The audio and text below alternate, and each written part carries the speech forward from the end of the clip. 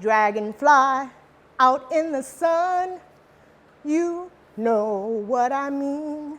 Does Mr. Barish waive formal reading of the indictments? He does.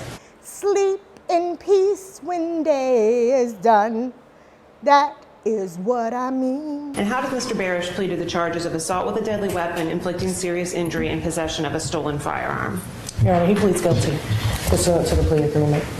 It's a new dawn, it's a new day, it's a new life for me.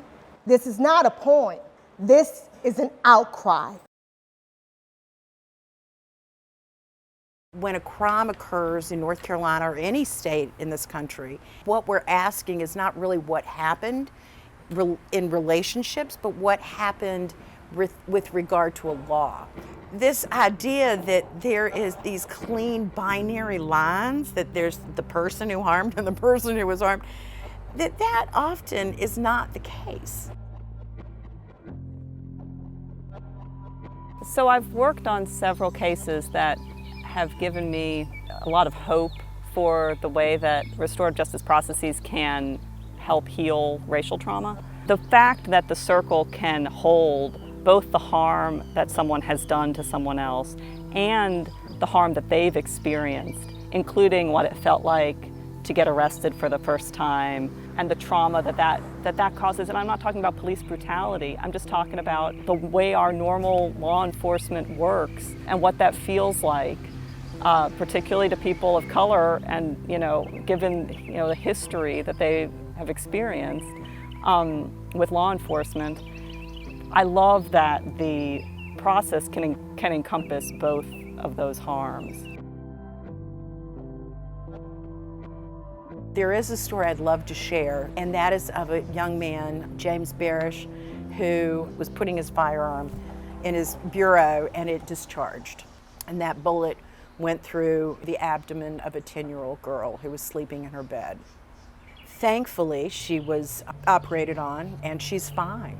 And so knowing that he had a deep sense of remorse, the assistant district attorney went to the family and said, would you be willing to engage in restorative process? And it was phenomenal.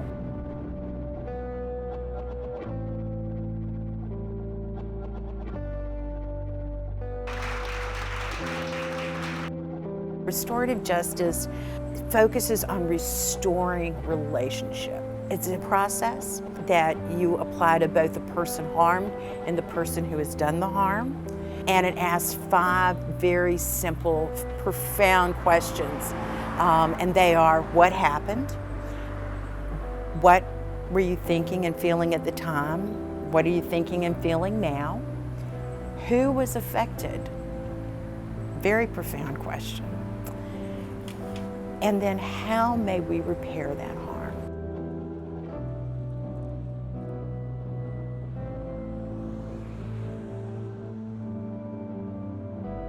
So it's not a question of assigning blame, it's a question of understanding. That when I understand something and someone, that gives agency to all people, and that understanding then is revealed, and in that, repair is possible.